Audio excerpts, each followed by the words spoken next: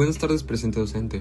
Somos del grupo 018 y en este video expondremos los siguientes temas que son: primera quinta generación de lenguajes de programación, lenguajes de bajo nivel versus alto nivel, la influencia de la IA en la programación moderna y el impacto de la computación cuántica en el desarrollo de software.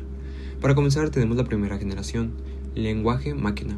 Aparece en los años 40-50, esos son los primeros lenguajes que existieron. La computadora solo entendía ceros y unos, donde el programador debía escribir directamente en binario. Sus características principales se decía que eran extremadamente difíciles de programar, dependían del hardware, pero a su vez fueron muy rápidos porque se ejecutaban directamente. Y aquí un pequeño ejemplo en código binario. Era como hablarle directamente al cerebro de la computadora, pero solo en ceros y unos. Segunda generación, lenguaje ensamblador. Se inventó el lenguaje ensamblador principalmente para facilitar el trabajo, que usa palabras cortas llamadas mnemónicos en lugar de números binarios. Dentro de sus características, era más fácil que el binario, pero aún ligado al procesador. También era necesario un ensamblador que tradujera el código a máquina y fue usado mayormente en programación de sistemas y controladores. Después, aquí un pequeño ejemplo de un ensamblador.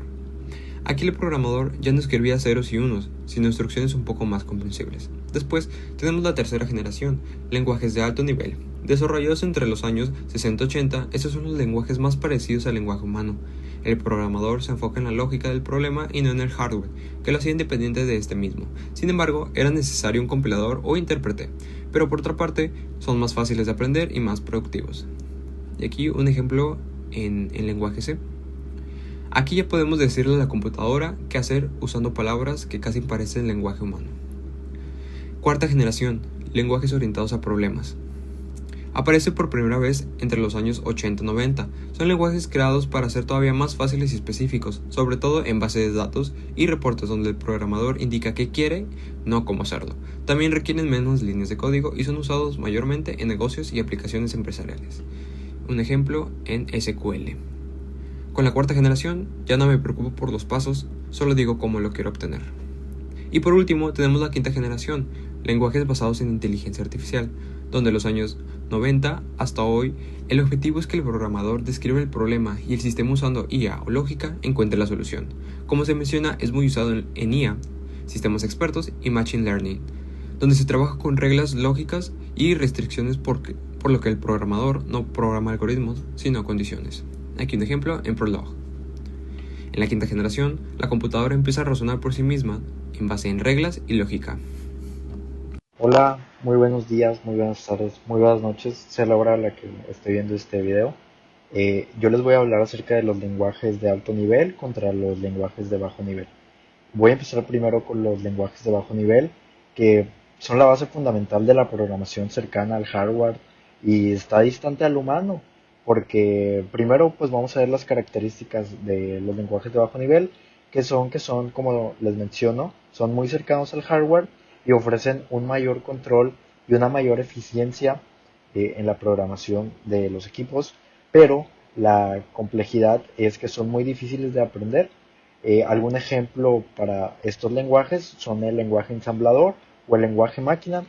Los lenguajes de alto nivel, por una pequeña descripción que le pueda poner, es hablar con la computadora en un idioma parecido al nuestro. Las características que maneja son que son más cercanos al lenguaje humano, son más fáciles de programar y son portables y requieren un compilador o intérprete, como se le quiera llamar. Los ejemplos que utilizo para esos lenguajes de alto nivel son Python o Java o C Sharp.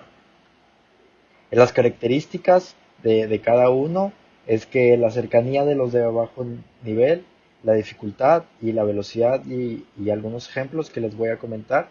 La cercanía del bajo nivel es más cercana al hardware y la cercanía de los de alto nivel es más cercana al humano.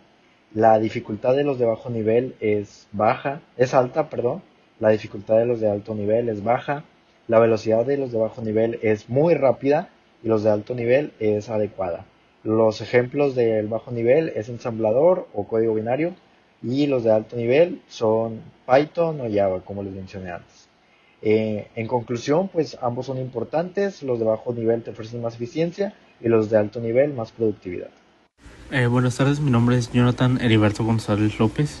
Hoy voy a hablar sobre la influencia de la inteligencia artificial en la programación moderna. La inteligencia artificial pudo revolucionar de manera en que ya no se necesita una persona prácticamente para hacer programas por sí sola.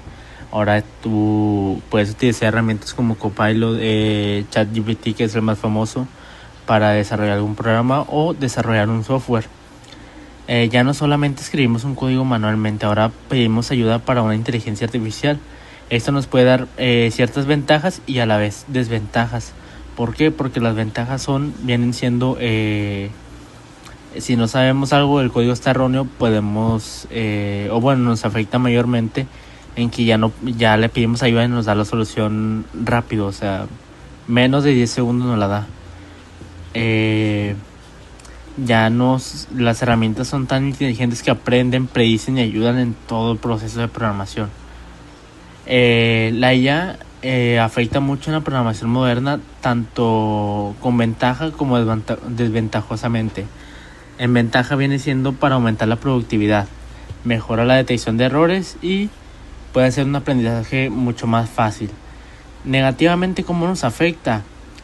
Nos puede hacer una dependencia muy excesiva ante la programación. O sea, ya no se necesita prácticamente un humano para poder crear un código o hacer que un código llegue a funcionar mejor.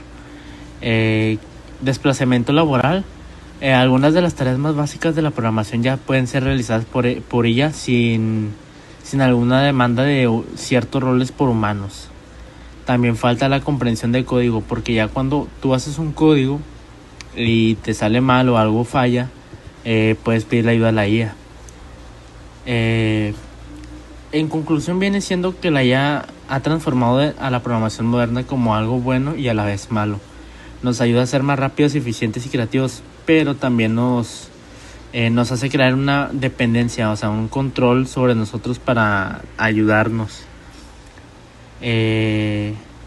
Nos hace mantener una cierta dependencia hacia si tenemos algún error o perdemos el control, podemos pedirle ayuda y eso nos hace muy dependientes hacia ella.